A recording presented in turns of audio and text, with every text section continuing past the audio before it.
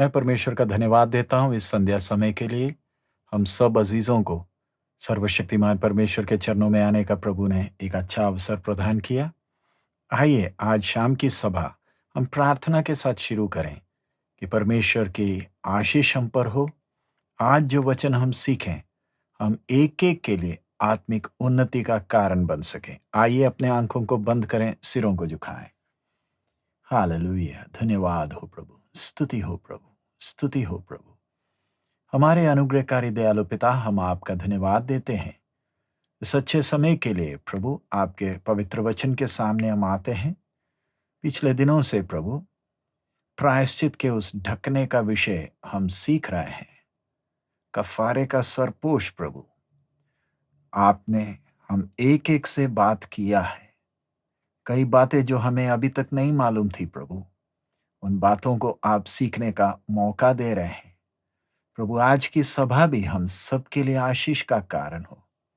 बड़े, छोटे, बुजुर्ग, पढ़े लिखे, अनपढ़, जो भी बैठकर सुनते हैं प्रभु, चाहे लाइव सुन रहे हैं या बाद में रिकॉर्डिंग सुनते हैं, विनती करते हैं बाप, यूट्यूब के माध्यम से जो वचन सिखाया जा रहा है, एक-एक व्यक्ति के जीवन में आशीष का कारण हो। एक-एक तेरे दास और दासी की सेवकाई में आशीष का कारण हो।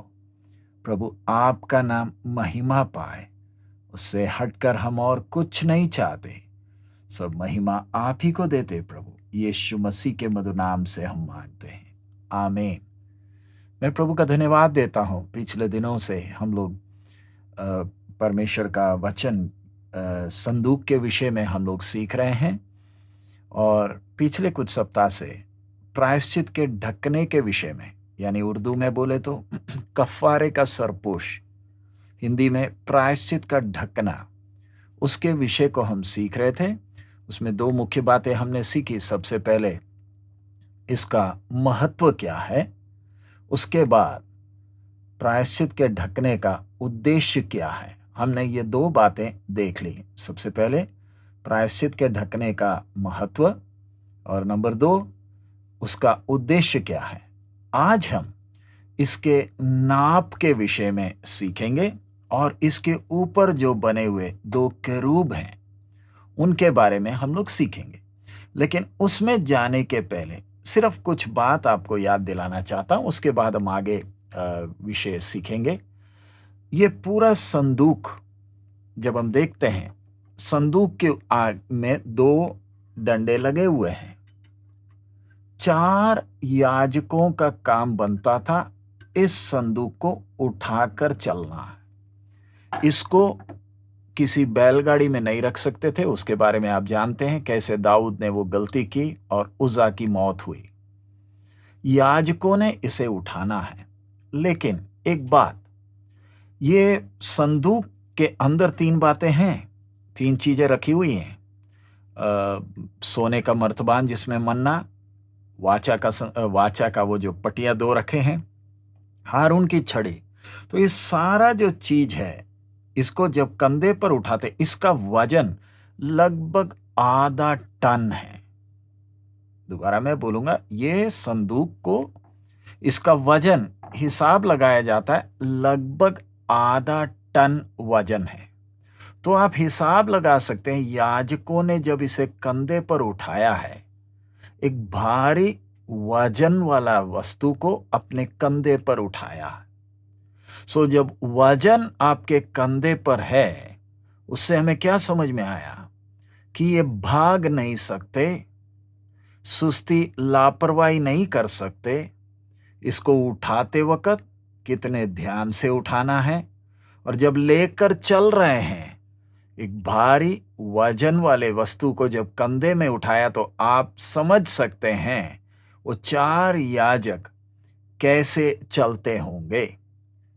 उसका आत्मिक अर्थ, परमेश्वर का संदूक मसीह यीशु को दिखा रहा है, महिमामय यीशु, और मनुष्यत्व में जो यीशु, वो जो हमने संदूक में देखा, उसके ऊपर हम देखते हैं परमेश्वर की महिमा, परमेश्वर का सिंहासन है। सो ये, इससे हमें क्या समझ में आ रहा है, परमेश्वर की सेवकाई। अगर आप कोई प्रभु के दास हैं, दासी हैं, जो वैसे ही प्रभु की सेवा में जो प्रभु की सेवा पहले से कर रहे हैं, या अगर आप में से कोई नौजवान प्रभु की सेवकाई के लिए तैयार हो रहा है, या आप आम विश्वासी भाई-बहन हैं, ध्यान रखें, परमेश्वर के सेवकाई से संबंधित जो भी बात है, बहुत वजन वाला है, भारी है। उसका मतलब आप इस सेवकाई को हल्का मत लें। गंभीर विषय है, बहुत भारी जिम्मेवारी है, इसको हल्का नहीं लेना है। अब अगली बात, कहा जाता है जब ये संदूक को उठाकर याजक चलते थे, बेशक भारी है, वचन में नहीं लिखा, यहूदी लोगों का सोच है कि याजकों को इतना भारी लगता नहीं था। बेशक भारी है तो भी याजकों को उतना भारी लगता नहीं था। तो उसमें उसका भी आत्मिक अर्थ है। क्या अर्थ है? परमेश्वर का अनुग्रह, परमेश्वर का जो अनुग्रह है, प्रायश्चित का जो ढकना जब हम देख रहे हैं, परमेश्वर लोगों पर जब दया करता है तो कितना हल्का महसूस होता है। पाप के बोझ में दबा हुआ व्यक्ति के ऊपर परमेश्वर उसका बोझ बढ़ाता नहीं है। प्रभु यीशु ने खुद ही कहा, हे बोझ से दबे हुए लोगों, मेरे पास आओ, विश्राम पाओगे। वैसे ही ये संदूक, परमेश्वर का प्रायश्चित का वो ढकना, क्या संदेश दे रहा है? खून होने के कारण परमेश्वर हम पर दया कर पाता है। अब जब परमेश्वर हम पर दया कर रहा है, हमारा कमर और झुकता नहीं है, हमारा कमर सीधा हो जाता है। वो है परमेश्वर की दया की खूबी।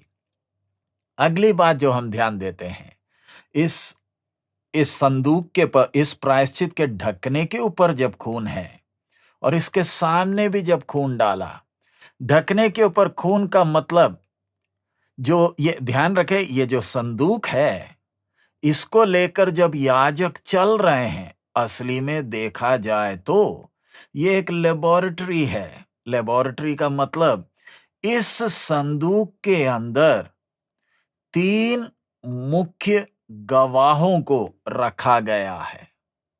सबूत है, गवाह बोलने से 3 सबूत है जो कहीं भी कचहरी में प्रस्तुत किया जा सकता है। और वो सबूत क्या है?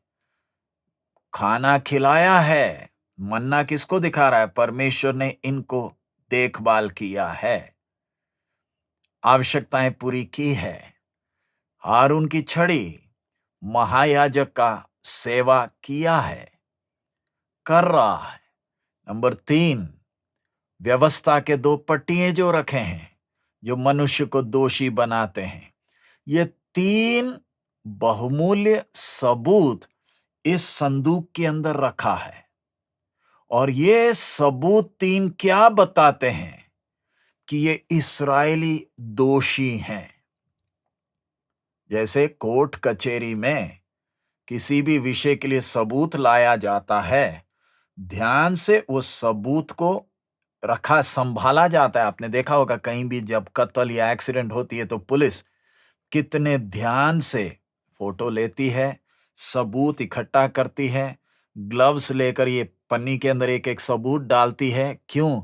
सबूत बहुत अहमियत रखता है, बहुत गंभीर है, जो दोषी को पकड़वाएगा। इसी तरह इस संदूक के अंदर, परमेश्वर के संदूक के अंदर 3 सबूत रखे हैं, जिसके कारण ये इस्राएली मरेगा ही मरेगा।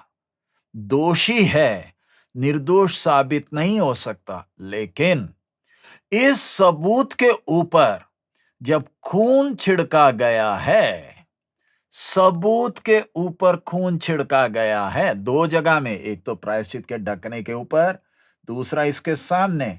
ढकने के ऊपर जब खून डाला गया है, उसका मतलब यह सबूत को सर्वशक्तिमान नहीं देख रहा। सर्वशक्तिमान के सामने वो लहू है। इसलिए जैसे पिछले सप्ताह हमने देखा, वो लहू के द्वारा इस्राएलियों को जब देख रहा है, परमेश्वर की नजर उस लहू पर है, इसलिए इस्राएलियों पर परमेश्वर दया कर सकता है। इन चीजों को जब हम ध्यान देते हैं, उससे समझ में आता है कितना गंभीर विषय है। अब अगला जो बात हम लोग जो देखने जा रहे हैं, वो कौन सा विषय है? अब इसका नाप, संदूक, ये प्रायश्चित का ढकना या कफारे का सरपोश, इसका नाप जब देखेंगे तो ध्यान से आप देख सकेंगे, चित्र में आपको दिखेगा कि ये ढक्कन ये संदूक के बराबर है, थोड़ा सा भी कम नहीं है, थोड़ा सा भी ज्यादा नहीं है। आपने संदूक का नाप हमने पहले सीखा, 2.5 हाथ लंबा, 1.5 हाथ चौड़ा है और 1.5 हाथ ऊंचा भी है। लेकिन प्रायश्चित का ढक्कन का जब विषय आता है, 2.5 हाथ बराबर लंबा और 1.5 हाथ बराबर चौड़ा है। क्यों? इसका महत्व क्या है? जैसे पहले भी बताया गया, परमेश्वर के वचन में लिखी हुई हर बात को गहरा आत्मिक अर्थ है, ऐसे ही नहीं लिखा गया है। अब इसका मतलब क्या है? परमेश्वर, ये संदूक प्रभु यीशु मसीह को दर्शा रहा है। प्रभु यीशु का मनुष्यत्व, प्रभु यीशु का ईश्वरत्व। बोलने का मतलब परमेश्वर का अनुग्रह, परमेश्वर का अनुग्रह मसीह यीशु के द्वारा ही है। प्रभु यीशु से हटकर, थोड़ा सा भी हटकर परमेश्वर किसी पर अनुग्रह नहीं करेगा। परमेश्वर का अनुग्रह, पढ़ लीजिए भजन संहिता 103 का 12, जबूर 103 का 12 मैं आपके सामने पढ़ रहा हूं। आप बाइबल खोलें और उसमें पढ़ें। लिखा क्या है? उदयाचल अस्ताचल से जितनी दूर है, उसने हमारे अपराधों को हमसे उतनी ही दूर कर दिया है। मैं उर्दू में पढ़ूंगा। जबूर 103 का 12, जैसे पूर्व पश्चिम से दूर है, वैसे ही उसने हमारी खताएं हमसे दूर कर दी। इस वचन का अर्थ क्या है? जब हम प्रभु के सामने आते हैं, महायाजक जब परमेश्वर के संदूक के सामने आता है, उसका लंबाई, उसका चौड़ाई, उसे क्या समझ में आ रहा है? परमेश्वर का अनुग्रह 2.5, मैंने पहले बताया था 5 का आधा है। 5 परमेश्वर के अनुग्रह को दिखाता है। परमेश्वर के पास जब एक व्यक्ति, ध्यान से सुनिएगा, जब एक व्यक्ति सर्वशक्तिमान के पास मसीह यीशु ही के द्वारा आता है, प्रभु यीशु के क्रूस पर किए हुए काम को स्वीकार कर, पापी है मानकर मसीह यीशु ही के द्वारा जब आता है, तब ही स्वर्ग उस व्यक्ति पर दया कर सकता है। यानी मसीह यीशु से हटकर कोई और रास्ता नहीं है जिसके द्वारा एक पापी आदमी परमेश्वर से पाप का माफी पा सकता है।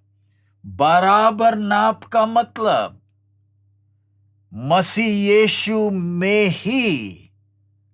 इसलिए प्रभु यीशु कहते हैं, मार्ग, सच्चाई और जीवन मैं ही हूं। यानी इस कोने को ध्यान में रखकर बोला जा रहा है, इस मसीह यीशु के अलावा उद्धार पाने के लिए, मुक्ति पाने के लिए, मोक्ष को पाने के लिए और कोई रास्ता नहीं है। मेरा विश्वास है, मेरी प्रार्थना है कि परमेश्वर की आत्मा हम एक एक को इस गंभीर विषय को समझने में मदद करे। किस प्रकार अनादि काल के ईश्वर ने मूसा को जब ये संदूक बनाने को आज्ञा दिया है, हर बात की बारीकी को ध्यान दिया है, यानी हर बात को एक गहरा आत्मिक अर्थ है। इधर हम लोग आगे जब हम देख रहे हैं, पढ़ लीजिए रोमी 5:21, रोमियों की पत्री 5वां अध्याय, उसका 21वां वचन मैं आपके सामने पढ़ रहा हूं कि जैसा पाप ने मृत्यु फैलाते हुए राज्य किया, वैसे ही हमारे प्रभु यीशु मसीह के द्वारा अनुग्रह भी अनंत जीवन के लिए धर्मी ठहराते हुए राज्य करे। जैसे इधर लिखा है, वैसे ही हमारे प्रभु यीशु मसीह के द्वारा अनुग्रह भी अनंत जीवन के लिए धर्मी ठहराते हुए राज्य करे। मैं उर्दू में पढ़ूंगा, रोमी 5वां अध्याय, उसका 21वां वचन। हमारे उर्दू जानने वाले भाई बहनों के लिए मैं पढ़ रहा हूं क्योंकि यह गंभीर विषय है। 5:21, ताकि जिस तरह गुनाह ने मौत के सबब से बादशाही की, उसी तरह फजल भी हमारे खुदावंद यीशु मसीह के वसीले से हमेशा की जिंदगी के लिए रास्तबाजी की के जरिए से बादशाही करे। यानी मैं दोबारा पढ़ रहा हूं, उसी तरह फजल भी हमारे खुदावंद यीशु मसीह के वसीले से हमेशा की जिंदगी के लिए रास्तबाजी के जरिए से बादशाही करे। तो बोलने का मतलब, अगर परमेश्वर के सजा से बचना है, जैसे हमने पहले बोला, इस संदूक में सबूत है, ये सबूत की पेटी है, सबूत खोला जाए, सामने रखा जाए, एक भी जिंदा बचेगा नहीं, एक भी जिंदा बचेगा नहीं। चाहे कितना भी धार्मिक व्यक्ति हो, कितनी भी दुनिया आपको मानती है, संदूक के अंदर के सबूत बाहर रखे तो स्वर्ग सिर्फ एक ही बात बोलेगा, मेरे हे दुष्ट, मेरे सामने से वो नरक की आग में, झील में चले जा। इस संदूक को, ये सबूत को वो खून अपने पीछे छुपा कर रखा है। स्वर्ग उस खून को जब देखता है, न्याय पूरा हुआ है। मसीह यीशु में परमेश्वर का पाप के प्रति न्याय पूरा हुआ है। इसलिए प्रभु यीशु बोलते क्रूस के ऊपर, सब कुछ पूरा हो गया। यानी जो व्यक्ति मसीह यीशु के पास आता है, उसे अब और कहीं जाने की जरूरत नहीं, क्योंकि मसीह यीशु के द्वारा पाप से माफी, परमेश्वर के उस उद्धार के दान को एक व्यक्ति अनुभव करता, इसलिए अब उसे अपने कर्मों पर आश्रित रहने का जरूरत नहीं। दुनिया को देखें, बड़ी उत्साह के साथ अच्छे अच्छे कर्म करते हैं। क्यों? सोचते हैं अच्छे कर्मों के द्वारा मुक्ति मिल जाएगी। प्यारे अजीजों, आप गलत फहमी में हैं। उद्धार के लिए एक ही रास्ता, वो मसीह यीशु के द्वारा है। यशायाह 45:21 भी पढ़ें। यशायाह की भविष्यवाणी 45वां अध्याय, उसका 21 भी हम पढ़ रहे हैं। इधर हम देखते हैं, तुम प्रचार करो और उनको लाओ, हां वे आपस में सम्मति करें। किसने प्राचीन काल से यह प्रकट किया? किसने प्राचीन काल में इसकी सूचना पहले ही से दी? क्या मैं यहोवा ही ने ये नहीं किया? इसलिए मुझे छोड़ कोई और दूसरा परमेश्वर नहीं है। धर्मी और उद्धारकर्ता परमेश्वर मुझे छोड़ और कोई नहीं है। मैं दोबारा पढ़ रहा हूं, तुम प्रचार करो और उनको लाओ, हां वे आपस में सम्मति करें। किसने प्राचीन काल से यह प्रकट किया? किसने प्राचीन काल में इसकी सूचना पहले ही से दी?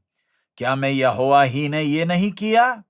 इसलिए मुझे छोड़ कोई और दूसरा परमेश्वर नहीं है। धर्मी और उद्धारकर्ता परमेश्वर मुझे छोड़ और कोई नहीं है। कितना स्पष्ट है परमेश्वर का वचन। मेरा विश्वास है आप इसकी गंभीरता को समझ रहे हैं। प्रायश्चित का ढकना संदूक के बराबर के नाप का है। मसीह यीशु के द्वारा ही, इब्रानी 2:17 भी हम पढ़ें, इब्रानियों की पत्री 2 अध्याय उसका 17 वचन भी मैं आपके सामने पढ़ रहा हूं। यहां पर हम पढ़ते हैं, इस कारण उसको चाहिए ताकि सब बातों में अपने भाइयों के समान बने, जिससे वह उन बातों में जो परमेश्वर के संबंध रखती है एक दयालु और विश्वास योग्य महायाजक बने, ताकि लोगों के पापों के लिए प्रायश्चित करें। मसीह यीशु लोगों के लिए प्रायश्चित होने के कारण मसीह यीशु के द्वारा ही एक व्यक्ति उद्धार को पा सकता है। अगर परमेश्वर ने आप पर दया करना है तो मसीह यीशु के द्वारा मैंने आना है। मसीह यीशु के द्वारा आने का मतलब अपने कर्मों के ऊपर का आसरा छोड़कर, अपने नाम का वो आसरा छोड़कर, अपने जाति का वो घमंड छोड़कर, अपनी पढ़ाई लिखाई सब का गर्व छोड़कर, एक पापी व्यक्ति की तरह, दोषी की तरह, हां मैं दोषी हूं, मेरे को घमंड करने के लिए परमेश्वर आपके सामने कुछ नहीं है, मैं दोषी हूं, मैं पापी हूं, ये बात को दिल की गहराई से एहसास करते हुए नम्र होकर प्रभु यीशु को अपना उद्धारकर्ता मानेंगे तो स्वर्ग उस प्रायश्चित के खून को देखकर हम पर अनुग्रह करता है, दया करता है, क्योंकि पुत्र में, मसीह यीशु में कीमत पूरा अदा किया गया है। अब हम इससे आगे हम विषय बढ़ते हैं। अब हम देखेंगे इसके ऊपर, प्रायश्चित के ढकने के ऊपर जो बनाएगी ये चीजें हैं, उसके बारे में आइए हम पढ़ें। निर्गमन 25वां अध्याय उसका 17 से 22। निर्गमन 25वां अध्याय, क्रूस की किताब 25वां बाब उसका 17 से 22 तक। फिर चौके सोने का एक प्रायश्चित का ढकना बनवाना, उसकी लंबाई 2.5 हाथ और चौड़ाई 1.5 हाथ की हो, और सोना डालकर 2 करूब बनवाकर प्रायश्चित के ढकने के दोनों सिरों पर लगवाना। अब इधर एक बात, लंबाई चौड़ाई तो बता दी, लेकिन इसकी मोटाई के बारे में नहीं लिखा गया है। परमेश्वर की आत्मा ने इस संदूक की ऊंचाई तो बताई है, लेकिन ये कितना मोटा होना परमेश्वर की आत्मा ने नहीं बताया। कारण क्या है उसके पीछे भी? परमेश्वर का अनुग्रह, परमेश्वर की दया। मसीह यीशु के द्वारा जब एक व्यक्ति आता है तो सीमित नहीं है। परमेश्वर का अनुग्रह, परमेश्वर का दया मसीह यीशु के लंबाई चौड़ाई के अनुसार, यानी जो मसीह यीशु के द्वारा आता है उस पर परमेश्वर का अनुग्रह और दया असीमित है। इधर मैं रुककर एक और बात कहना चाहता हूं। आजकल बहुत से कलीसियाओं में भी सही सुसमाचार का प्रचार नहीं किया जा रहा। बहुत से प्रचारक हैं, बहुत प्रचार हो रहा है, बहुत भीड़ भी इकट्ठी होती है, लेकिन उधर जो वेदना की बात क्या है, शैतान जो चालाकी खेलता है, कौन सा विषय? पाप के बारे में नहीं बोला जाता, पाप की गंभीरता के विषय में नहीं बोला जा रहा, पाप कितना भयानक है उसके बारे में नहीं बोला जा रहा। अब इधर एक और बात मैं आपसे कहना चाहूंगा। कई प्रचारकों को आपने देखा होगा, वो लोगों की गलतियों को ज्यादा उजागर करते हैं, गलतियों को ज्यादा उजागर करते हैं, लेकिन उसके पीछे का पाप कितना भयानक है उसके बारे में नहीं बोलते हैं। इस बात को अच्छी तरह ध्यान देना। व्यभिचार, चोरी, झूठ बोलना, गंदे काम, ये सब गलत हैं, लेकिन ये सब पाप के फल हैं। पाप के फल का बहुत प्रचार किया जाता है, लेकिन इसको प्रकट कराने वाला पाप के बारे में नहीं बोला जाता है। आप कितना भी पाप के फल के बारे में बोलें, जब तक एक व्यक्ति पाप से छुटकारा नहीं पाता, ये फल निकलते ही रहेंगे। एक आम का पेड़ जिसमें कड़वा आम आता है, कितना भी कड़वे आम तोड़ दोगे तो वो पेड़ मीठा आम देने नहीं लगेगा।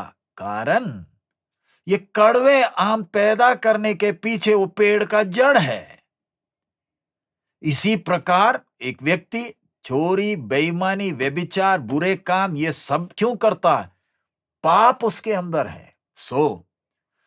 पाप का पहचान परमेश्वर का आत्मा जब संदेश देता है, विषय नजर उस पाप के ऊपर है जिसने व्यक्ति को अपना गुलाम बनाकर अपनी मनसा को इस शरीर के द्वारा पूरा करता है। प्रभु यीशु आया पाप बनकर, पाप का सजा अपने ऊपर उठाया ताकि एक व्यक्ति मसीह यीशु के द्वारा पाप से आजाद हो सके। तो अब आगे अभी हम पढ़ते हैं, सोने का 18, और सोना ढालकर 2 करूब बनवाकर प्रायश्चित के ढकने के दोनों सिरे पर लगवाना। एक करूब एक सिरे पर और दूसरा करूब दूसरे सिरे पर लगवाना, और करूबों को और प्रायश्चित के ढकने को एक ही टुकड़े से बनाकर उसके दोनों सिरे पर लगवाना। उन करूबों के पंख ऊपर से ऐसे फैले हुए बने कि प्रायश्चित का ढकना उनसे ढांपा रहे, और उनका मुख आमने सामने और प्रायश्चित के ढकने की ओर रहे। दोबारा मैं इस करूबों के बारे में पढ़ रहा हूं। 18, और सोना ढालकर 2 करूब बनवाकर प्रायश्चित के ढकने के दोनों सिरे पर लगवाना। स्वर्गदूत नहीं, सेराफीम नहीं, केरूबों को बनाना है। एक करूब एक सिरे पर और दूसरा करूब दूसरे सिरे पर लगवाना। 2 करूब ही होना, 3 नहीं। दोनों को लगवाने का जगह भी साफ साफ बताया गया है। और केरूबों को और प्रायश्चित के ढकने को एक ही टुकड़े से बनाकर, यानी इसको बनाकर इसमें चिपकाया नहीं गया है। ये ढकना और इसके बीच में, केरूब के बीच में कोई जोड़ नहीं है। जिस धातु का ये ढकना बना है, उसी धातु से इसको जो इसी में बना है। यानी आप इस केरूब को इस ढक्कने से अलग नहीं कर सकते। जहां कहीं ये ढक्कन जाता है, ये केरूब भी जाता है। ये ढक्कन को इसमें से अलग कर सकते हैं संदूक से, लेकिन केरूबों को इस ढकने से अलग नहीं कर सकते हैं। दोनों को एक साथ इसके साथ बनाना है। और उन केरूबों के पंख ऊपर से ऐसा फैला हुआ बने कि प्रायश्चित का ढकना उनसे ढांपा रहे। यानी ऐसे फैला हुआ है, अंदर की ओर फैला है, ताकि प्रायश्चित का ढकना इन पंखों से ढपा हुआ है, और उनका मुख आमने सामने और प्रायश्चित के ढकने की ओर रहे। मुंह दोनों का आमने सामने, लेकिन दोनों किधर को देख रहे हैं? नीचे को देख रहे हैं, प्रायश्चित के ढकने को देख रहे हैं, एक दूसरे का शक्ल नहीं देख रहे। तो इतना आयत जब हम पढ़ते हैं, उससे हमें समझ में आता है कि ये दो भी बहुत कुछ बता रहे हैं। और ये जो बात हमारे सामने रख रहे हैं वो कौन सा? सबसे पहली बात, ये केरूब हैं। केरूबों के बारे में परमेश्वर के वचन में हम सबसे पहले उनके बारे में हम पढ़ते हैं उत्पत्ति 3:24। उत्पत्ति 3 अध्याय उसका 24वें आयत में हम उनके बारे में सबसे पहले पढ़ रहे हैं। इसलिए आदम को उसने निकाल दिया और जीवन के वृक्ष के मार्ग का पहरा देने के लिए अदन की वाटिका के पूर्व की ओर केरूबों को और चारों ओर घूमने वाली ज्वालामय तलवार को भी नियुक्त कर दिया।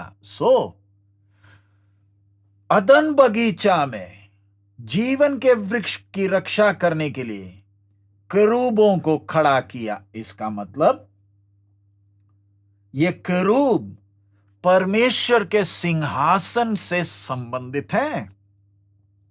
हम वचन में और अलग अलग जगहों में परमेश्वर का सिंहासन को देखते हैं। स्वर्गदूतों के विषय में जब हम सीखे, उनको अलग अलग तरीके से बटा है वचन के अनुसार। नंबर 1, अभिषिक्त केरूब जब हम बोलते हैं, उन अभिषिक्त केरूब में जो आता है सबसे पहला लूसीफर आता है, उसके बाद गैब्रियल है, मीखाएल है। अभिषिक्त का मतलब इनको खास उद्देश्य से रचा गया है। मीखाएल, जिब्राइल और लूसीफर। लूसीफर आराधना का अगुवा करता था, जिब्राइल संदेशवाहक है, मीखाएल परमेश्वर का योद्धा है। उसके बाद आते हैं केरूब, उनका सबसे बड़ा लीडर मीखाएल है। केरूब स्वर्ग की सेना है। ये स्वर्ग की सेना क्या निश्चित करती है? परमेश्वर का न्याय, परमेश्वर के पवित्रताई में कोई आंच नहीं आना है। ये स्वर्ग की सेना है। इनका कर्तव्य एक ही है, जैसे भारत की सेना का कर्तव्य है भारत की सीमाओं को सुरक्षित रखना है। इसलिए भारत की सेना। उसके बाद जल सेना है, जिसका कर्तव्य है भारत की जल की सीमाओं को सुरक्षित रखना। वायु सेना है, जिसका कर्तव्य भारत के ऊपर की आकाश की जो सीमाएं हैं उसको सुरक्षित रखना। भारत की सेना में जमीन की सेना है, स्थल सेना है, जल सेना है, वायु सेना है। ये तीनों का कर्तव्य भारत को सुरक्षित रखना है। इधर वो तो मैंने सिर्फ उदाहरण बोला, ये केरूबों का कर्तव्य है परमेश्वर के पवित्रताई को, परमेश्वर के न्याय को, परमेश्वर के धार्मिकता को बनाए रखना है। उसमें थोड़ी सी भी आंच आने नहीं दिया जाएगा। यह संदूक हमने पहले देखा, पवित्रताई, धार्मिकता और न्याय। यह है परमेश्वर। परमेश्वर का स्वभाव जब हम देखें सृष्टि में, ये बातें साफ साफ दिखती है। केरूब परमेश्वर के सिंहासन के साथ संबंधित हैं। तो आप समझ सकते हैं कि जो सिंहासन कितना गंभीर विषय है। अदन बगीचा में ये दो को खड़ा किया, दो को नहीं, केरूबों को खड़ा किया लिखा है। उसके साथ साथ एक और आयत पढ़ेंगे, जकरिया 13:7। जकरिया 13:7। आप भी बाइबल खोल रहे हैं, मेरा विषय है, विश्वास है। जकरिया उसका 13 अध्याय उसका 7वां वचन। सेनाओं के यहोवा की यह वाणी है, हे तलवार, मेरे ठहराए हुए चरवाए के विरोध, अर्थात जो पुरुष मेरी स्वजाति है उसके विरोध चल। तो उस चरवाहे को काट, तब भेड़ बकरियां तितर बितर हो जाएंगी और बच्चों पर मैं अपना हाथ बढ़ाऊंगा। हमने उत्पत्ति में पढ़ा कि ज्वालामय तलवार नियुक्त किया गया है, यानी न्याय पूरा होना है। अब जीवन के वृक्ष को खाना है तो न्याय पूरा होना, तलवार गिरना है। और हम जानते हैं जकरिया 13:7 में उधर जैसे लिखा है, कि मेरे ठहराए हुए चरवाहे के विरुद्ध, अर्थात जो पुरुष मेरी स्वजाति है यानी मसीह यीशु पर, वो तलवार गिरा है, जिसके कारण मैं और आप उस जीवन के वृक्ष के फल को खा सकते हैं। कुछ और आयत हम देखें, प्रकाशित वाक्य 4 का 6 से 8 हम देखते हैं। प्रकाशित वाक्य 4 चौथा अध्याय उसका 6 से 8 मैं आपके सामने पढ़ूंगा। और उस सिंहासन के सामने मानो बिल्लोर के समान कांच का सा समुद्र है, सिंहासन के बीच में और सिंहासन के चारों ओर 4 प्राणी हैं, जिनके आगे पीछे आंखें ही आंखें हैं। पहला प्राणी सिंह के समान है, और दूसरा प्राणी बछड़े के समान है, और तीसरा प्राणी का मुंह मनुष्य का सा है, चौथा प्राणी उड़ते हुए उकाब के समान है। चारों प्राणियों के 6-6 पंख हैं चारों ओर, और भीतर आंखें ही आंखें, और वे रात दिन बिना विश्राम लिए ये कहते रहते हैं, पवित्र पवित्र पवित्र प्रभु परमेश्वर सर्वशक्तिमान, जो था और जो है और जो आने वाला है। सो इधर हम परमेश्वर का सिंहासन, 4 प्राणियों को देखते हैं। ये सब हम प्रकाशित वाक्य का विषय सीख रहे हैं, उसमें हम आगे सीखेंगे। लेकिन मेरा विषय इधर परमेश्वर का सिंहासन कितना भयानक है। परमेश्वर का स्वभाव, जो सिंहासन में बैठा है उसका स्वभाव उस सिंहासन और उसके इर्द गिर्द की वस्तुओं से साफ साफ समझ में आती है। आगे इसके साथ एजेकियल पहला अध्याय, एजेकियल 1 का 5 से 10, एजेकियल पहला अध्याय उसका 5 से 10 तक मैं पढ़ूंगा। और उसके बीच से 4 जीवधारियों के समान कुछ निकले, उनका रूप मनुष्य के समान था, परंतु उनमें से हर एक के 4-4 मुख और 4-4 पंख थे। उनके पांव सीधे थे, और उनके पांव के तलुए बछड़े के खुरे के से थे, और वे झलकाए हुए पित्तल के समान चमकते थे। उनके चारों और पंखों के नीचे मनुष्य के से हाथ थे। उन चारों के मुख और पंख इस प्रकार के थे, उनके पंख एक दूसरे से परस्पर मिले हुए थे, और वे अपने अपने सामने सीधे ही चलते हुए मुड़ते नहीं थे।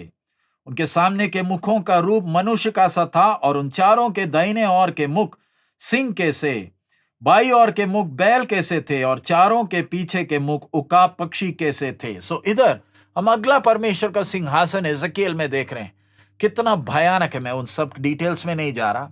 मेरा विषय करूब, परमेश्वर का सिंहासन। कितने करूब हैं? 2 करूब। इधर एजेकियल में जो हमने पढ़ा, आंख हैं, पंख हैं, मुड़ते नहीं हैं, पहिए हैं, ये सब परमेश्वर के वो सिंहासन का दृश्य है, जिससे परमेश्वर का स्वभाव दिख रहा है। सो इधर प्रायश्चित के ढक्कन के ऊपर 2 करूब। 2 क्यों? 2 क्या बताते हैं? 2 गवाह हैं। गवाह के तौर पर 2 करूब परमेश्वर के सिंहासन के ऊपर छाया किए हुए हैं। और वो किस बात की गवाही दे रहे हैं? इसके अंदर क्या है? वो सबूत क्या बताता है? परमेश्वर न्यायी है, परमेश्वर धर्मी है, परमेश्वर पवित्र है। ये बातों का सबूत, उन सबूतों को देखते हुए 2 पंखों को ऊपर उठाए हुए हैं। सो यानी मनुष्य को जान से मारे, परमेश्वर दोषी नहीं, दोषी मनुष्य ही है। सो परमेश्वर के इस प्रायश्चित के ढकने के ऊपर स्वर्गदूत नहीं, मिकाएल नहीं, जिब्राइल नहीं, सेराफीम नहीं, केरूब हैं। प्रकाशित वाक्य में हम लोग उसका देखते हैं। प्रकाशित वाक्य 5 का 11 से 14 हम देखें। प्रकाशित वाक्य 5 का 11 से 14। जब मैंने देखा तो सिंहासन और उन प्राणियों और उन प्राचीनों के चारों ओर बहुत से स्वर्गदूतों का शब्द सुना, जिनकी गिनती लाखों और करोड़ों की थी, और वे ऊंचे शब्द से कहते थे, वध किया हुआ मेमना की सामर्थ्य और धन और ज्ञान और शक्ति और आदर और महिमा और धन्यवाद के योग्य है। फिर मैंने स्वर्ग में और पृथ्वी पर और पृथ्वी के नीचे और समुद्र की सब सृजी हुई वस्तुओं को और सब कुछ जो उनमें है ये कहते सुना, जो सिंहासन पर बैठा है उसका और मेमने का धन्यवाद और आदर और महिमा और राज्य युगानुयुग रहे। और चारों प्राणियों ने आमीन कहा और प्राचीनों ने गिरकर दंडवत किया है। मैं दोबारा वो स्वर्गदूतों का मैं वो पढ़ रहा हूं। जब मैंने देखा तो उस सिंहासन और उन प्राणियों और उन प्राचीनों के चारों और बहुत से स्वर्गदूतों का शब्द सुना। स्वर्ग क्या कह रहे हैं? जिनकी गिनती लाखों और करोड़ों में थी, वो क्या कह रहे हैं? वध किया हुआ मेमना ही सामर्थ्य और धन और ज्ञान और शक्ति और आदर और महिमा और धन्यवाद के योग्य है। यही आवाज स्वर्ग में गूंजती है, वही आवाज ये भी गा रहे हैं। चुपचाप है तो भी ये क्या कह रहे हैं? वध किया हुआ मेमना ही सामर्थ्य और धन और ज्ञान और शक्ति और आदर और महिमा और धन्यवाद के योग्य है। इनके सामने इधर खून छिड़का जा रहा है। सो मैंने और आपने इस बात को समझना है कि परमेश्वर का स्वभाव, परमेश्वर का प्रेम, परमेश्वर का अनुग्रह क्या नहीं करता? आपस में टकराते नहीं। परमेश्वर का प्रेम, परमेश्वर का अनुग्रह, दो करूब, दो गवाह, कितनी बातें हैं। परमेश्वर का स्वभाव आपस में टकराता नहीं, मेल खाता है। दो पंखों आपस में जुड़ रहे हैं, मेल खाता है। परमेश्वर का आदत कभी एक दूसरे से टकराता नहीं है। सो इसलिए मैंने क्या समझना कि परमेश्वर कितना गंभीर है अपने स्वभाव के विषय में। आगे अगला हम लोग जो देख रहे हैं इस विषय में, जब वे ये दोनों पंखों को जब ऐसे किए हैं, परमेश्वर की महिमा कर रहे हैं, परमेश्वर की स्तुति कर रहे हैं। और फिर इसमें अगला बात हम लोग जब देखते हैं, पहला कुरिन्थी उसका 4:9, पहला कुरिन्थी 4 अध्याय उसका 9वां वचन। मेरी समझ में परमेश्वर ने हम प्रेरितों को सबके बाद उन लोगों के समान ठहराया है जिनकी मृत्यु की आज्ञा हो चुकी है, क्योंकि हम जगत और स्वर्गदूतों और मनुष्य के लिए एक तमाशा ठहरे हैं। इधर कह रहा है क्योंकि हम जगत और स्वर्गदूतों और मनुष्य के लिए एक तमाशा ठहरे हैं। इसका क्या मतलब? प्रायश्चित के ढक्कन के ऊपर दो करूब नीचे की ओर देख रहे हैं, उस प्रायश्चित को देखते हैं। आपको मालूम है, लूसीफर घमंड के कारण उसको अपना स्थान वो खो गया, उसे वापस दोबारा मौका नहीं दिया गया, पश्चाताप का मौका नहीं दिया गया। जबकि मनुष्य भी गिरा, मनुष्य को पश्चाताप का रास्ता स्वर्ग ने खोल कर दिया। ऐसा क्यों? परमेश्वर न्यायी है। लूसीफर को बनाने के पीछे का उद्देश्य अलग है, मनुष्य को बनाने के पीछे का उद्देश्य अलग है। लूसीफर खूबसूरत था, लेकिन परमेश्वर के स्वरूप और समानता में नहीं है। उसको उस बड़े योजना से नहीं बनाया जिस योजना से मुझे और आपको मिट्टी हाथ में लेकर अपने स्वरूप और समानता में बनाकर जीवन का श्वास हमारे नथनों में फूका। मेरा कहने का मतलब, स्वर्गदूत भी, स्वर्ग की सेना जिनकी तरफ से ये हैं, वो देखकर हैरान है इधर प्रभु के दासों को बारे में, क्योंकि हम जगत और स्वर्गदूत और मनुष्य के लिए एक तमाशा ठहरे। स्वर्गदूत भी हमें देखकर ये क्या है? मनुष्य पाप करता है, उसके लिए एक ने क्रूस पर कीमत दिया। उस घटना को देखें जब मैं जो हूं सो हूं संपूर्ण मनुष्य के तौर पर क्रूस पर जब नंगा लटका है, तब ये केरूब कहां, तब ये सेराफीम कहां, तब हे मिखाएल तू कहां, हे जिब्राइल तू कहां। मेरी सोच, मिखाएल कहीं भागा नहीं। स्वर्ग के दूत गण, खास करके केरूबों की सेना, अपने तलवारों पर हाथ रखे हुए खड़े होंगे। एक इशारा काफी था मानव जाति को मिटा डालना था, क्योंकि इंसान ने किसको क्रूस पर चढ़ाया? हमसे ज्यादा जलन ये केरूबों को उस सिंहासन के प्रति है, क्योंकि वो जानते हैं जो सिंहासन में बैठा कितना महान है। परमेश्वर का अनुग्रह, स्वर्गदूतों को अनुमति नहीं मिली।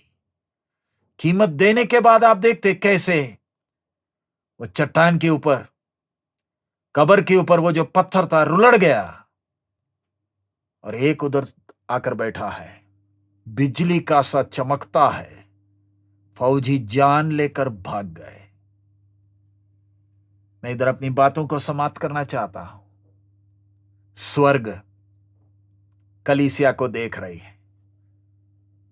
स्वर्ग परमेश्वर के इस उद्धार के कार्य को देखकर हैरान है और परमेश्वर की आराधना करता है। कितना महान ये परमेश्वर है। पहला पत्रस 1:11-12, पहला पत्रस 1 उसका 11 और 12।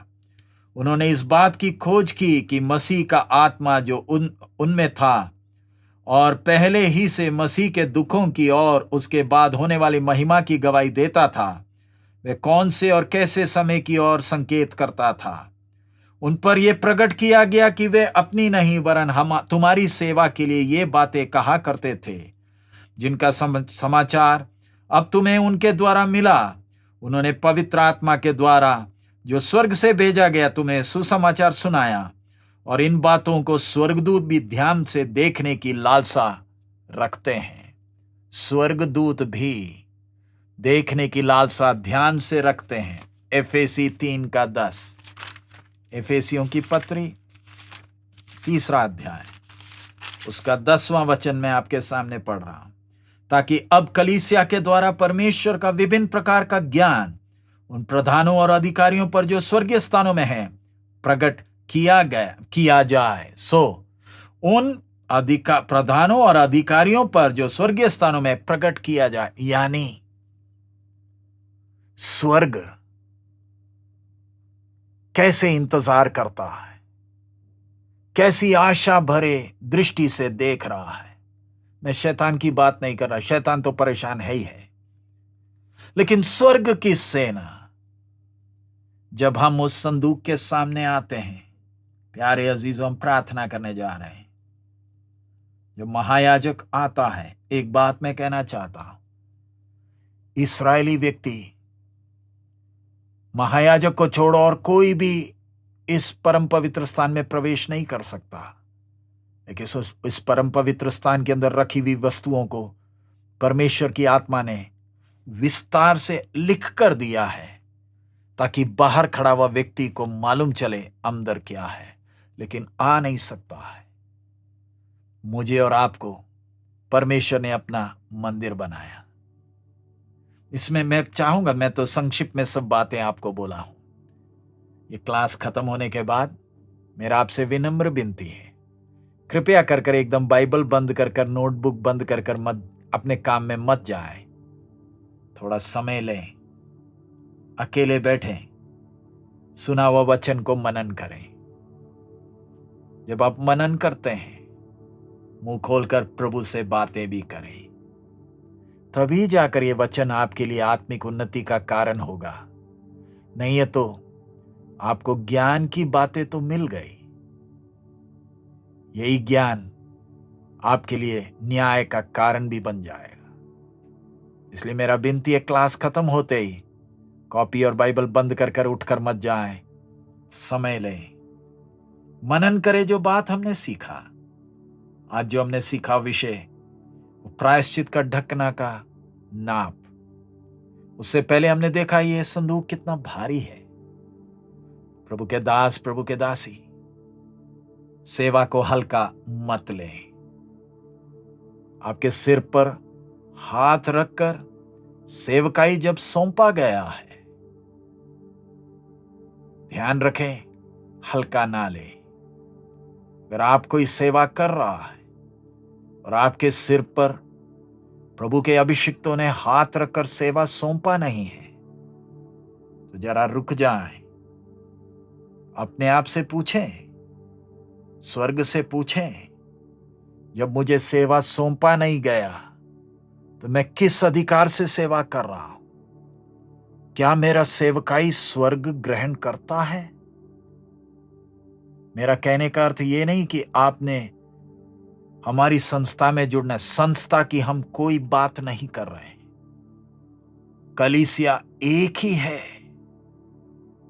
और कलीसिया में प्रभु के दास और दासी, नौजवान जो सेवा में आना चाहते हैं, ध्यान रखें कि सिर में अभिषिक्त हाथ रखकर सेवा सौंपते हैं। इसको अगर सौंपा गया है, हल्का मत लें। आप बहुत सेवा कर रहे हैं, अगर सेवा सौंपा नहीं गया तो आपकी सेवकाई को स्वर्ग किस आधार पर स्वीकार करेगा? स्वर्ग के मापदंड को हम देख रहे हैं। उस संदूक के ऊपर का प्रायश्चित का ढकना, लंबाई, चौड़ाई, उसका मोटाई के बारे में नहीं बताया गया। और उस संदूक के ऊपर के दो केरूब परमेश्वर के न्याय, परमेश्वर की धार्मिकता, परमेश्वर की पवित्रता की सुरक्षा करते हुए ये सुनिश्चित करते हैं, अदन बगीचा में पाप हो गया, तलवार के साथ खड़े हो गए। क्यों? परमेश्वर न्यायी है, परमेश्वर पवित्र है, परमेश्वर धर्मी है। और उसके बाद वो तलवार चरवाहे के ऊपर गिरा। प्यारे अजीजों, आइए हम अपने सिरों को झुकाएं, आंखों को बंद करें, प्रार्थना करें। कलीसिया के काम को स्वर्गदूत देख रहे हैं, जैसे वो प्रायश्चित के ढकने को वो देख रहे हैं। केरूबों की नजर उस खून के ऊपर, स्वर्ग उस बहुमूल्य खून को देख रही है, जिसके द्वारा न्याय पूरा हुआ। प्रकाशित वाक्य में हमने देखा स्वर्ग की सेना जो मिलकर करोड़ों अरबों दूत जब ऊंचे शब्द से ये कहते तो क्या आवाज होगी, क्या गंभीरता है। हालेलुया। मसीह यीशु से हटकर स्वर्ग आपके कर्मों के आधार पर, आपके भक्ति के आधार पर आप पर अनुग्रह नहीं कर सकता है। प्रायश्चित का ढक्कन संदूक के बराबर नाप का है। मसीह यीशु ही के द्वारा स्वर्ग अनुग्रह कर सकता है। आइए प्रार्थना करें। हमारे अनुग्रहकारी पिता, आपके बहुमूल्य वचन के लिए धन्यवाद। प्रभु, आपका वचन जब हम सीख रहे हैं, उसकी गहराई को समझने के लिए, और प्रभु जब क्लास के बाद अजीज प्रार्थना में बैठते हैं, विनती करते हैं बाप, ये वचन की गहराई को आपकी आत्मा प्रकट कर दे, ताकि आत्मा में बलवंत हो सके और आपके महिमा के लिए जी सके। इस यूट्यूब और फेसबुक की सेवकाई के लिए धन्यवाद। जो कोई ये वचन सीखता है, प्रभु आत्मा में आशीषित होने के लिए मदद करें। यीशु मसीह के मधुर नाम से मांगते हैं, आमीन। प्रभु यीशु का अनुग्रह, पिता का प्रेम, पवित्र आत्मा की सहभागिता हम सबके साथ अब से लेकर हमारे प्रभु यीशु के आगमन तक होती रहे, आमीन। प्रभु आप सबको बहुत आयत में आशीष दें। इस विषय से संबंधित कोई सवाल है तो आप वेबसाइट में जाकर आप भेज सकते हैं, और प्रभु आप सबको बहुत आयत में आशीष दें। हमारे लिए भी प्रार्थना करें। मारानाथा।